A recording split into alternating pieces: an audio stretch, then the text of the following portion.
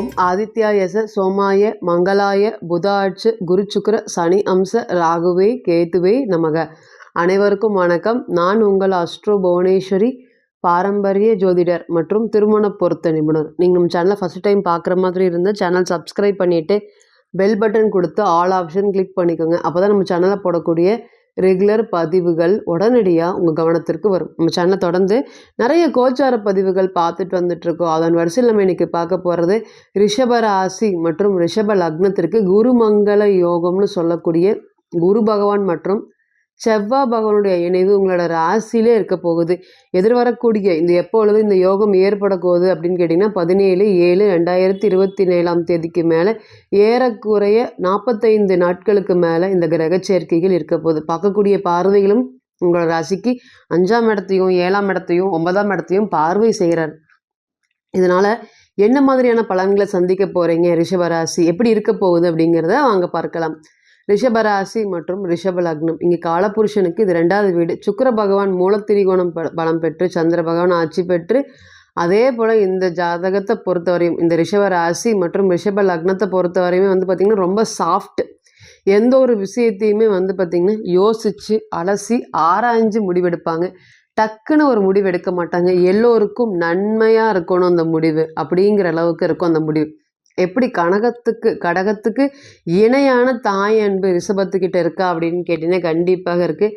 நிறைய விஷயத்தில் வாழ்க்கையில் அம்மா மாதிரி அப்பா மாதிரியே இருப்பாங்களா அப்படின்னு கேட்டிங்கன்னா கண்டிப்பாக இருப்பாங்க. அதுவுமே உங்களோட பிறந்த கால ஜாதக அமைப்பில் இந்த ராசிக்கு 4ஆம் அதிபதி சூரியன் மற்றும் 9ஆம் அதிபதி சனீஸ்வர பகவான் இணைஞ்சிருக்கக்கூடிய நபர்கள் எல்லாமே அப்படியே ஆப்டாக அப்பா மாதிரி யோசிக்கிறது, அப்பா மாதிரி பேசுறது, அப்பா மாதிரி இடுப்பில் கை கட்டி நிற்கிறது, அப்பா மாதிரி சாப்பிட்றது, இந்த மாதிரி ஏதோ ஒரு வகையில் அப்பா மாதிரி அம்மா மாதிரி இருப்பாங்களா. அந்த குவாலிட்டிஸ் அப்படிங்கிறது 50 to 60% ஒரே மாதிரி மேட்ச் ஆகுமா அப்படின்னு கேட்டிங்கன்னா கண்டிப்பாக இருக்கும். அந்த மாதிரி சலனங்கள் அதிகமாக கொடுக்கக்கூடிய ராசி. ஒயிட் காலர் ஜாப் அப்படின்னு சொல்லக்கூடிய சுக்கிரன் வீடு பார்த்திங்கன்னா எந்த ஒரு விஷயத்தையுமே யோசித்து முடிவெடுப்பாங்க. எல்லோருக்கும் நன்மை தரக்கூடிய முடிவாக இருப்பாங்க. எப்பொழுதுமே ஒரு தகுதி குறைவான ஒரு ஜாபில் இருக்கவே மாட்டாங்க. நீட்டாக பெர்ஃபெக்டாக இருந்தால் மட்டும்தான் அந்த வேலையில் ரொம்ப வருஷங்கள் இருப்பாங்களே. பணத்தை பார்க்காம கூட ரொம்ப வருஷம் இருப்பாங்க. அந்த அளவுக்கு பெயர் போன ராசி. நல்லா பேர் எடுப்பாங்களா அப்படின்னு கேட்டிங்கன்னா வேலை செய்கிற இடத்துல இவங்கள மாதிரி யாருமே இந்த வேலையை செய்ய முடியாது அப்படிங்கிற அளவுக்கு ஒரு பேரும் புகழும் கொடுக்கக்கூடிய ராசி. இந்த ராசியிலே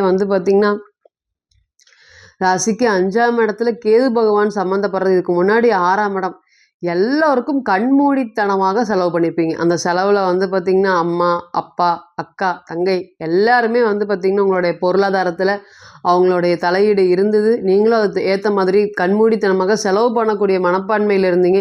யோசிக்காமல் பாக்கெட்டில் இருந்து எடுத்து கொடுத்துருப்பீங்க. இந்த 6ஆம் பாவகத்தில் கேது பகவான் வந்ததும் போதும் உங்களுக்கு கடன் மேலே கடன், அடி மேலே அடி விழுந்தது. அதுவும் பிறந்த கால ஜாதகத்தில் சனீஸ்வர பகவான் பார்த்திங்கன்னா துளாராசியில் இருக்கக்கூடிய அமைப்பில் இருக்கக்கூடிய நபர்கள் அனைவருமே கடுமையாக வேலையிலையும் தொழிலையும் கடுமையான கடன். 2வது பார்த்திங்கன்னா இந்த கடனை அடைக்க முடியாமல் வீட்லேயும் சொல்ல முடியாமல் நிறைய சிரமப்பட்டிருப்பாங்க. அந்த கடன் வாங்கினதே வீட்டுக்காக தான் அப்படின்னு சொல்லியிருப்பாங்க. ஏன்னு கேட்டிங்கன்னா நான் வாடகை வீட்டில் தான் இருக்கேன், என்னோடய அப்பா அம்மா சொந்த வீட்டில் இருக்கிறதுக்காக வாங்கினக்கூடிய கடன். ஆனால் இந்த கடனை பார்த்திங்கன்னா நான் ஏற்று கட்டிகிட்டு இருக்கேன். அவங்க வாழட்டும் அப்படிங்கிற மாதிரி கட்டிகிட்டு இருந்தேன். இருந்தாலுமே பார்த்திங்கன்னா அவங்க எனக்கு ஒரு முக்கியத்துவம் கொடுக்கறது இல்லை அப்படிங்கிற மாதிரி அந்த கடனை நீங்கள் அன்போடு ஏற்றுக்கிட்டாலும் அவங்க ஒரு காம்ப்ரமைஸ் ஆகாத சுச்சுவேஷன். என்னைக்காவது ஒரு நாள் பார்க்கக்கூடிய தம்பியை தங்கச்சியை தலையில் தூக்கி வச்சுட்டு ஆடுறது, அவங்க கொடுக்கக்கூடிய பொருளாதார உதவியை பெருசாக நினைக்கிறது, உங்களை துச்சமாக மதிக்கிறது, இந்த மாதிரி தான் குடும்பம் சம்மந்தப்பட்ட அந்த பாலிட்டிக்ஸ், குடும்பம் சம்மந்தப்பட்ட பாலிட்டிக்ஸில் இத்தனை நாளாக மாட்டாத ரிஷபம் இந்த நேரம் மாட்டிருச்சா அப்படின்னு கேட்டிங்கன்னா கண்டிப்பாக மாட்டிருக்கு. அதனால் நிறைய பொருள் இழப்புகள் ஏற்பட்டிருக்கு. மன வலி, கடுமையான மன வலிகள் இருக்கா அப்படின்னு கேட்டிங்கன்னா இருக்குது.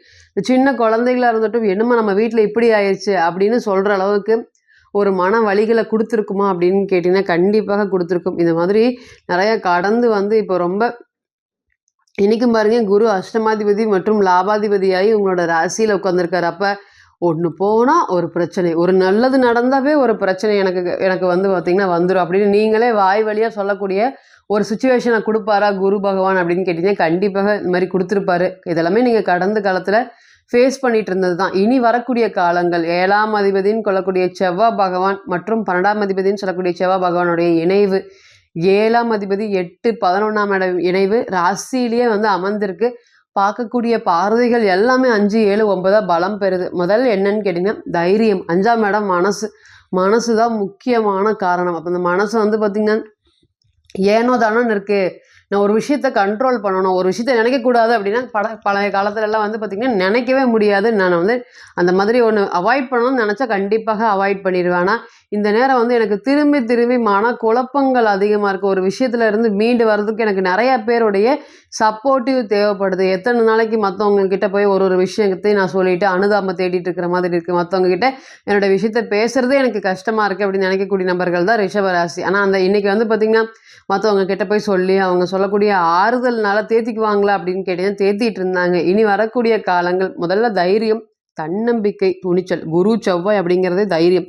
குருங்கிறது வந்து பார்த்திங்கன்னா தைரியம். அதே போல் வந்து பார்த்திங்கன்னா செவ்வாய் மங்களக்காரகங்கிறது தைரியம். குரு செவ்வாய் இணைவே வந்து பார்த்திங்கன்னா ஒரு தைரியத்தை குறிக்கக்கூடிய அமைப்பு மற்றும் குருமங்கள யோகத்தை குறிக்கக்கூடிய அமைப்பு. அப்போ 5ஆம் இடத்தை பார்க்கறதுனால மனசு எந்த அளவு இருந்ததோ காயங்களோடு இருந்தோ அதிலிருந்து மீண்டு வெளியே வரக்கூடிய ஒரு நல்ல நேரத்தை எதிர்பார்க்கலாமா அப்படின்னு கேட்டிங்கன்னா கண்டிப்பாக இருக்குது. 2வது அதிகார பதவி. நான் ஏற்கனவே ஒரு பதவியில் இருக்கேன், நான் மேற்கொண்டு படிச்சுட்டு அரசாங்க உத்தியோகத்துக்கு போகலான் இருக்கேன், நிறைய தடை ஏற்படுது, தாமதம் ஏற்படுது, படிக்கவே முடியல அப்படின்னு நினச்சி அதே போல் வந்து பார்த்திங்கன்னா ஏறக்குறைய பக்கம் வரை போய் என்னால் தொட முடியாமல் வந்துருச்சு இப்படிங்கிற மாதிரி நிறைய மனக்கவலைகளோடு இருக்கக்கூடிய நபர்கள் அனைவருக்குமே இந்த குருமங்கள யோகம் 100% ஹெல்ப் பண்ணுமா அப்படின்னு கேட்டிங்கன்னா கண்டிப்பாக ஹெல்ப் பண்ணும். அதே போல் 2வது ஒரு நல்ல யோகத்தை என்ன எதிர்பார்க்கலாம்னு கேட்டிங்கன்னா குழந்தை பேர். நான் ஏற்கனவே வந்து பார்த்திங்கன்னா முதல் குழந்தை இருக்குது, 2வது குழந்தைக்கு வந்து கடுமையாக முயற்சி பண்ணுறோம். அப்படி இல்லைன்னா குழந்தை பேரே எனக்கு வந்து பார்த்திங்கன்னா டிலே ஆகிட்டுருக்கு.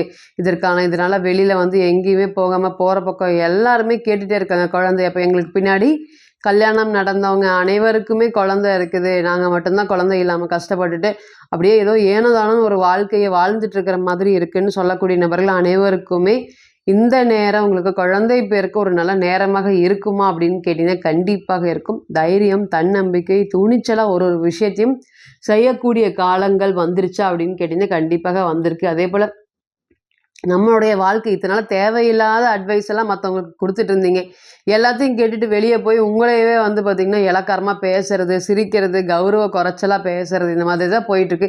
இனிமேல் நல்லவங்க யார் கெட்டவங்க யார் அப்படின்னு சொல்லக்கூடிய காலங்கள் வந்துருச்சா அப்படின்னு கேட்டிங்கன்னா கண்டிப்பாக வந்திருக்கு. செவ்வாய் பகவான் 7ஆம் இடத்த பார்க்குறார், தன்னுடைய வீட்டவே பார்க்குறார். இப்போ வீடு பலம் பெறுகிறது. இப்போ பலம் பெற்றால் திருமணத்திற்கு ரொம்ப வருஷமாக வெயிட் பண்ணிட்டு இருக்கு. ஏறக்குறைய 29, 30 டச் ஆனவங்களாம் ரொம்ப கடுமையான பயத்தில் இருக்காங்களா அப்படின்னு கேட்டிங்கன்னா கண்டிப்பாக இருக்காங்க. நம்ம என்னதான் 30க்கு மேலே திருமணம் அப்படின்னு சொன்னாலுமே வந்து பார்த்திங்கன்னா நல்லா வரன் வருமா, இப்போ வரக்கூடிய வரனே ரொம்ப வயசான மாதிரி வருது, எங்களுக்கு பிடிக்காத மாதிரி இருக்குது அப்படின்னு சொல்லக்கூடிய நபர்கள் அனைவருக்குமே இனி வரக்கூடிய வரன்கள் நிச்சயமாக ஒரு முதல் தர யோகத்தில் இருக்குமா அப்படின்னு கேட்டிங்கன்னா கண்டிப்பாக இருக்கும்.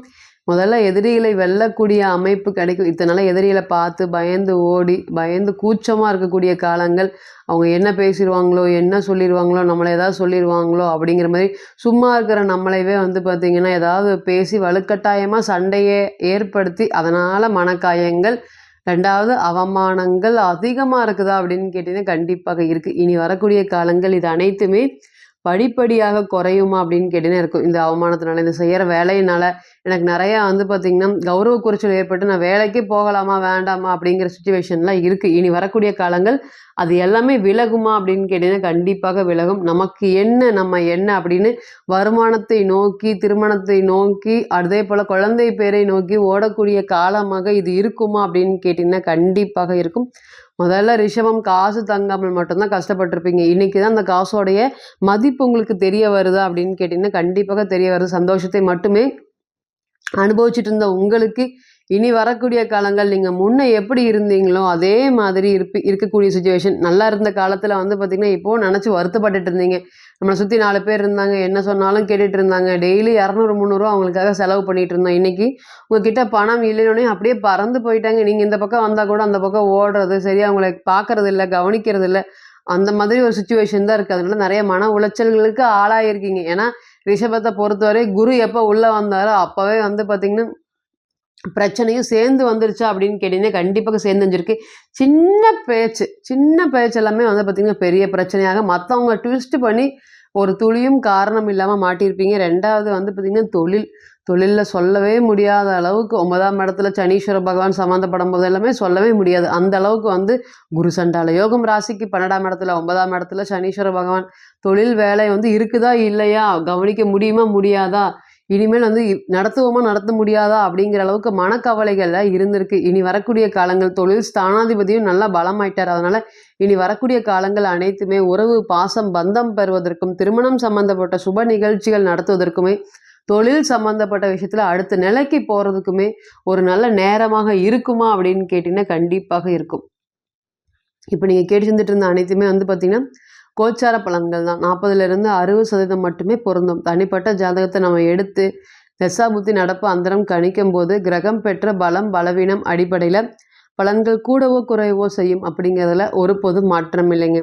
தனிப்பட்ட ஜாதகத்தை நீங்கள் ஆலோசனை பண்ண விருப்பப்பட்டால் கீழே இருக்கக்கூடிய இந்த நம்பருக்கு காண்டாக்ட் பண்ணுங்கள். நான் வணங்கக்கூடிய நரசிம்மர் உங்கள் எல்லோருக்குமே நல்ல வளமான வாழ்க்கையை ஏற்படுத்தி தர நான் நிச்சயமாக பிரார்த்தனை பண்ணிக்கிறேன். மீண்டும் ஒரு பதிவில் உங்களெல்லாம் சந்திக்கும் வரை உங்களிடமிருந்து விடை பெறுவது உங்கள் அஸ்ட்ரோ புவனேஸ்வரி. நன்றி, வணக்கம்.